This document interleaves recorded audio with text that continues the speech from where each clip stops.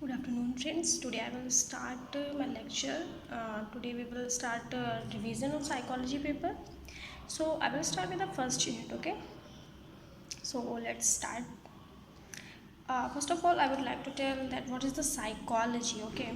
Then psychology means the study of mind and behavior. जैसा कि हमें पता है कि साइकोलॉजी में हम कि हमारा माइंड क्या करता है और उसकी वजह से हम क्या बिहेवियर करते हैं वो हमारा क्या कहलाता है, साइकोलॉजी कहलाता है।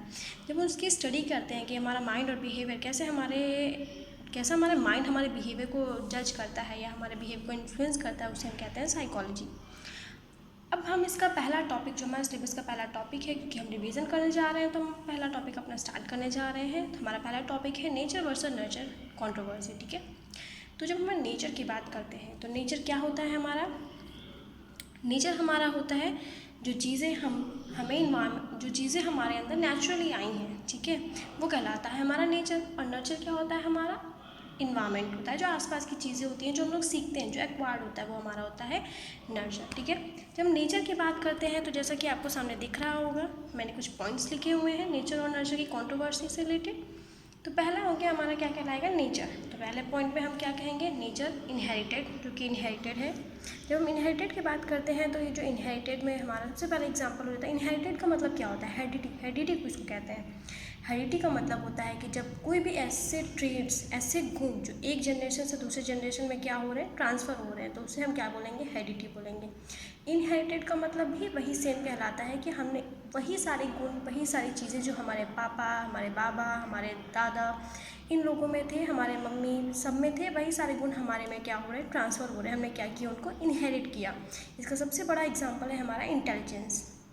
इंटेलिजेंस वो होता है जैसे हमारे मम्मी पापा जिस लेवल के इंटेलिजेंट होते हैं उतने ही इंटेलिजेंट हम लोग होते हैं। हम उसको बहुत ज़्यादा चेंज नहीं कर सकते हैं कि हम बहुत ज़्यादा इंटेलिजेंट, हमारे घर में कोई भी ऐसा इंटेलिजेंट ना हो और हम एक्स्ट्रा इंटेलिजेंट बन जाए, तो ऐसा पॉसिबल नहीं है, बहुत कम पॉसिबल होता है। ठीक है। तो ये क्या कहलाता है? हमारा नेचर कहलाता है। अगर हम नर्चर की बात करें, क्योंकि हम लोग कंट्रोवर्सी की बात कर रहे हैं, तो हम नर्चर की अगर बात करें तो नर्चर में सबसे पहले क्या आता है? हमारा इन्वायरमेंट आता है। ठीक है। इन्वायरमेंट हमारा क्या हो गया? ऐसी चीज़ें जो हमें कहाँ से मिलती हैं? इन्वायरमेंट से मिलती हैं, जिस जगह पे हम लोग रह रहे हों। इसका सबसे बड़ा एग्जांपल हो गया हमारा कल्चर। जिस कल्चर में, जिस जगह पे हम रहते हैं, वहीं की सारी चीज़ें सीखते हैं।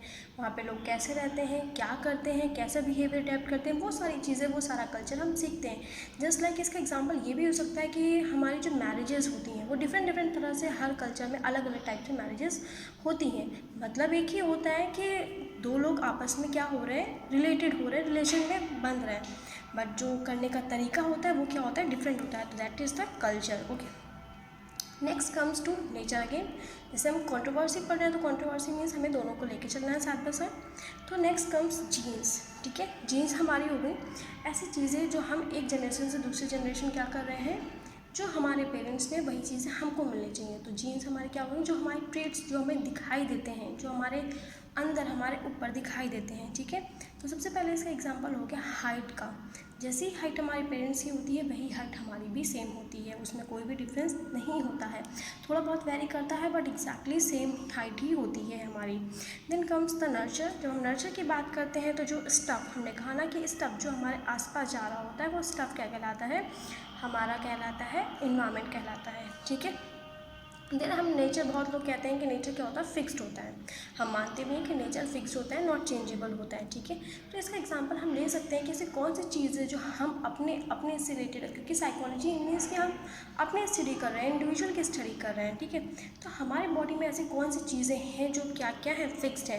तो इसका सबसे बड़ा एग्जाम्पल हो गया हमारे हेयर टेक्स्चर। हेयर टेक्स्चर की अगर हम बात करें तो वो क्या होते हैं? फिक्स होते हैं, उनको हम चेंज नहीं कर सकते, उनकी ग्रोथ जितनी लिमिटेड है उतनी ही रहेगी, उनको हम वेरी नहीं कर सकते हैं। Then nurture, what nurture says, nurture कहता है कि कोई भी चीज़ जो हम चाहें वो क्या नहीं है? चेंजेबल है।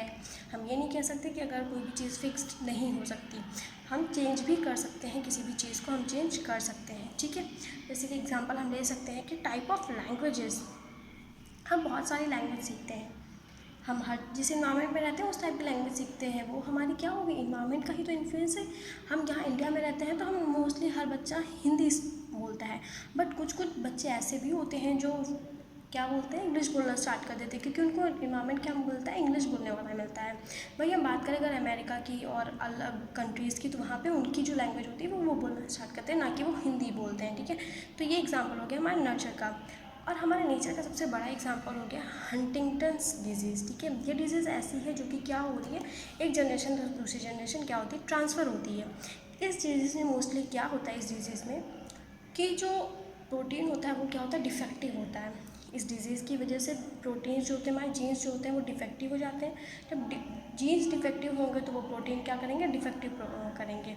तो जब एक प्रोटीन या एक जीन हमारा डिफेक्टिव होगा तो वही चीज़ हमारी दूसरी जगह पे क्या होगी, ट्रांसफ़र होगी। तो इसको हम लोग कहेंगे नेचर वर्सेस नर्चर। जैसा कि हम सभी आपको बता देते हैं, ऐसे हमारे नेचर और नर्चर की कंट्रोवर्सी ख़त्म हो गई।